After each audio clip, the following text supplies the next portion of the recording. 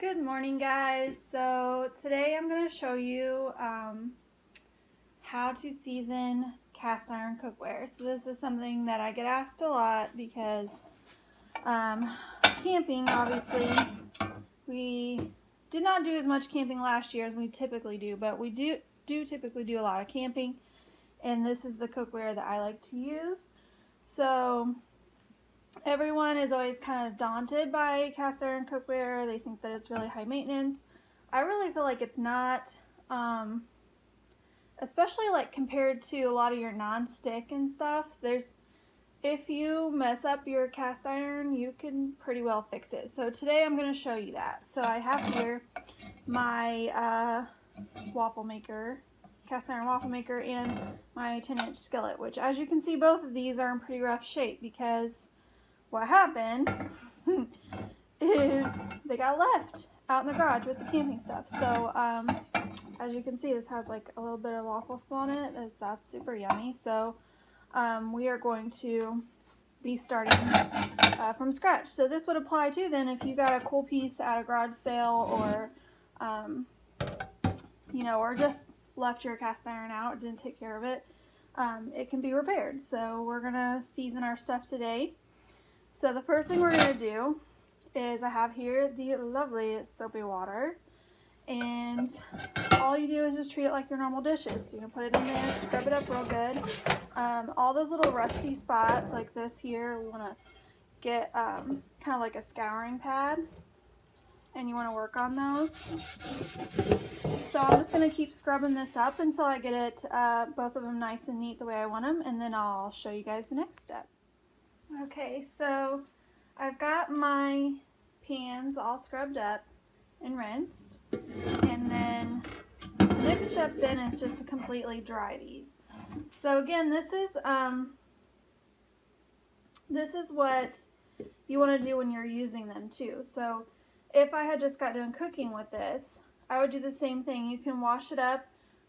Once you have them really good and seasoned, you don't want to use a lot of soap, but you can wash them, rinse them out real good, wash them up a little, and then you're going to dry them out on the stove. So the most important thing with cast iron is that you get them completely dry. After you're done using them, wash them up a little and get them completely dry, because if you don't, that is when they begin to rust. So that is the number one mistake I think that people make, is that they let them rust, and then they think that once they did that, once they do get a little rusty, that they're ruined. But that's not necessarily true. So I'm gonna put this on the burner here, and I'm just gonna turn the flame on. See if I get the light here so you can see. And I'm just gonna make sure that this gets completely dry. So side note here, cast iron gets very, very hot. So like I've already burned the top of my finger there. That was super genius. So just keep that in mind. So as you can see, like all that water's coming off as it heats the pan. As the pan heats through, then all that's dissipating. All that water is dissipating. So, and you want to just leave it on until it's completely dry. So we still got a little bit in the corner there, so we're just gonna keep it on until that is dry. And I'll actually put that up just a little bit so that part is over the flame.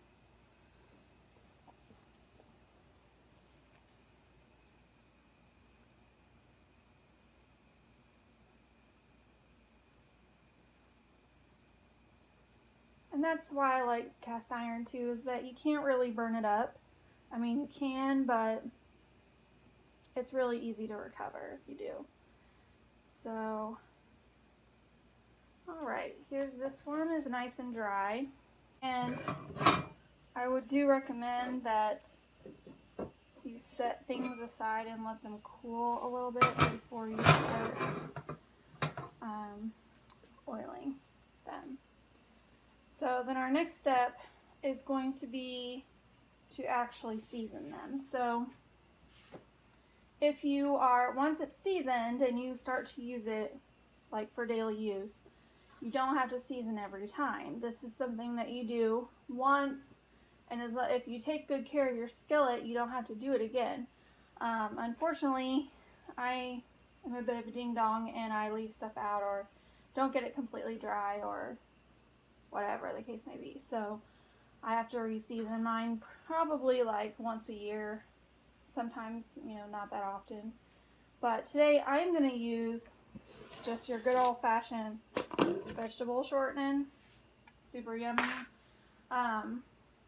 The go-to thing for this, if you're looking for like the best of the best practices, is flaxseed oil.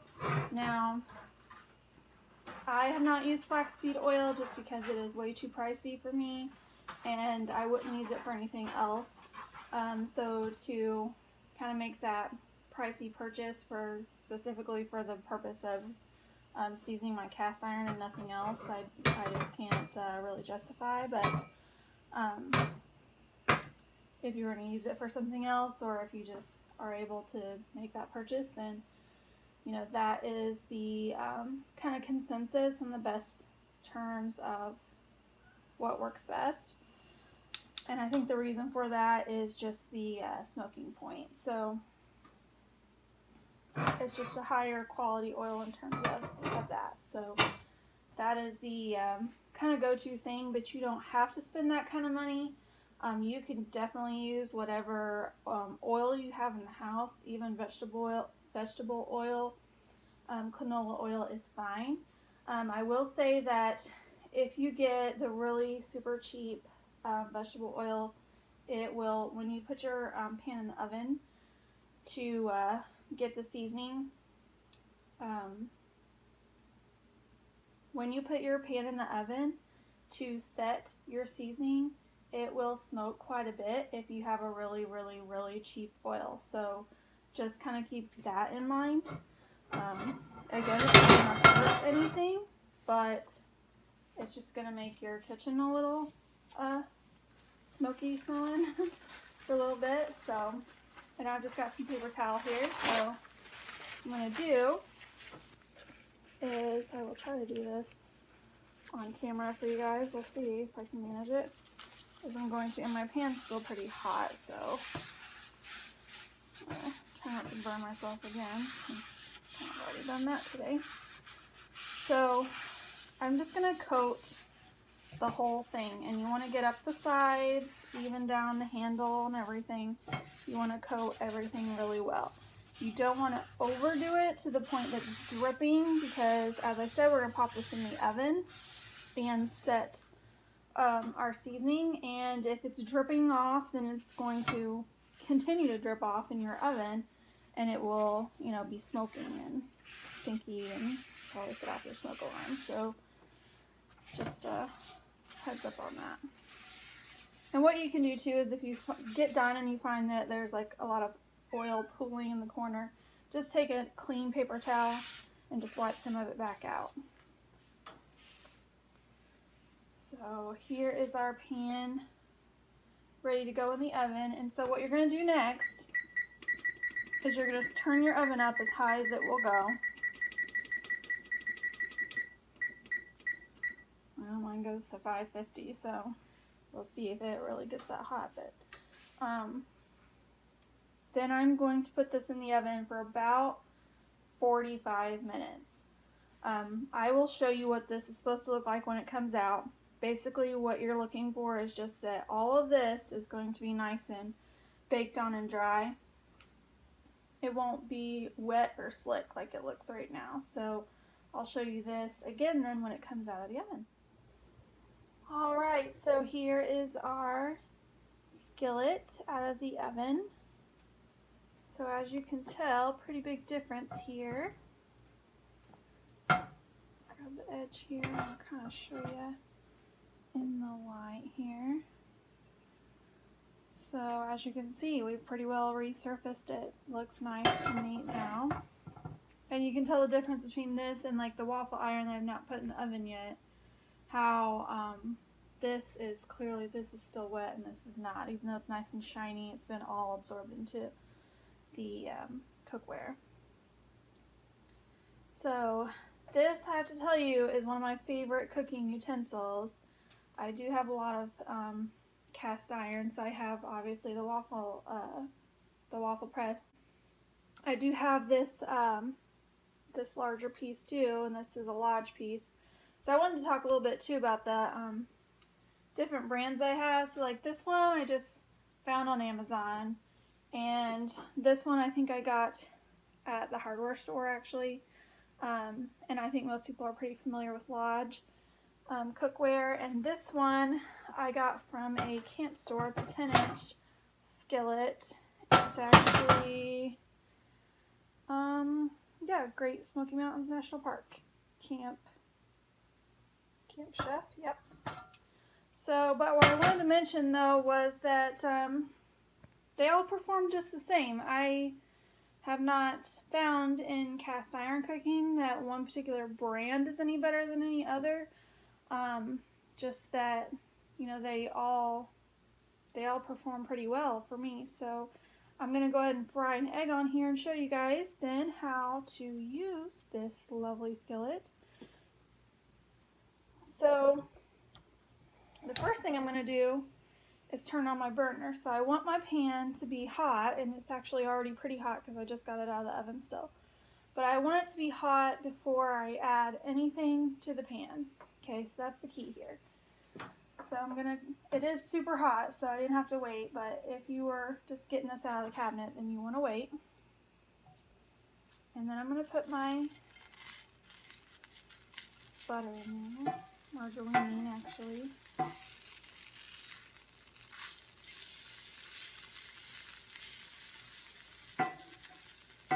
And so once I do that, then this surface is going to be pretty well non-stick.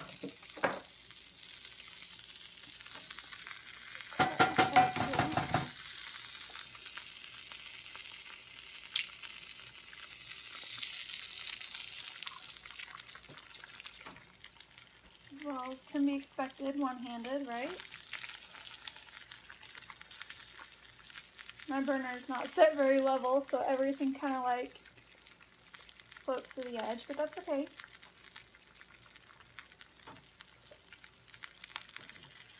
And the thing with cast iron, it's kind of like anything else. I mean, you're really better off if you use kind of nylon spatula, but if you use, or wooden spoon, or if you use a metal utensil though, it won't hurt anything.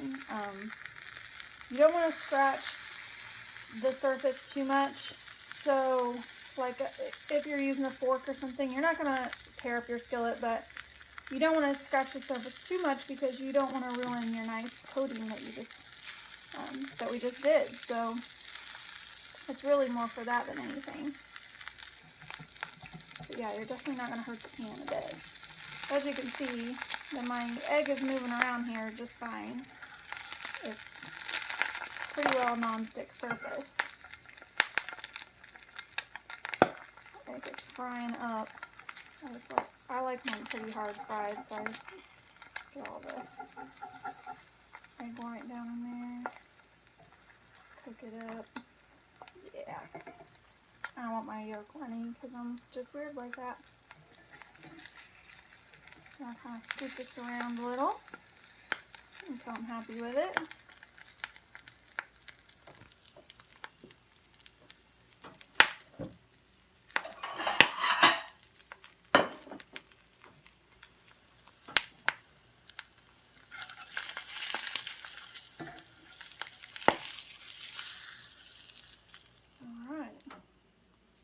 Plate that up. Looky there. So, and here's our pan. So again, I'm going to turn that off. All I'm going to do to this really is just kind of wipe the little pieces of egg here from the edge. And I'm just going to wipe this real good. I'm really not going to soap it much because I didn't do a whole lot. Now, if you were doing something with a lot of sauce, or you can use a little bit of soap, but you don't want to use, again, you want to use a lot of dish soap because dish soap is designed to cut through grease and grime and oils. So you're going to be, in essence, stripping off your seasoning. So you don't want to use a lot of soap.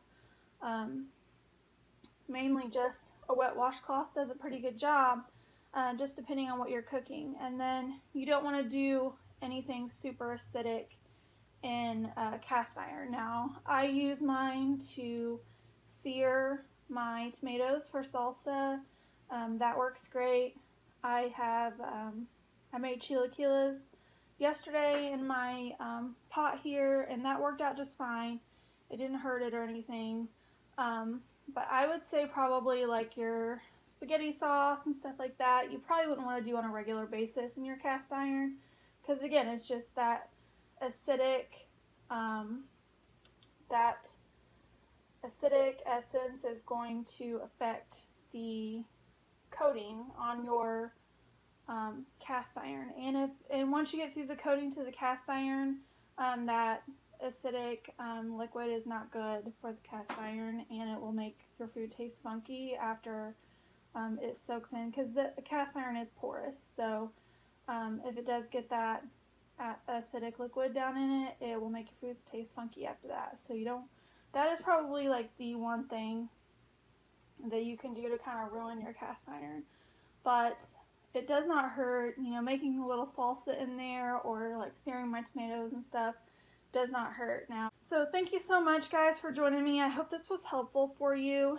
I do have lots and lots of cookware and lots of equipment, so if you want to know more about that, then let me know. I will link below some links to these items or similar items if you want to check those out. And then let me know what your favorite cookware is. Do you like cast iron? Do you like aluminum? Stainless steel, non-stick, ceramic? What's your favorite thing to use on the daily basis? And let me know and the reason why. And don't forget to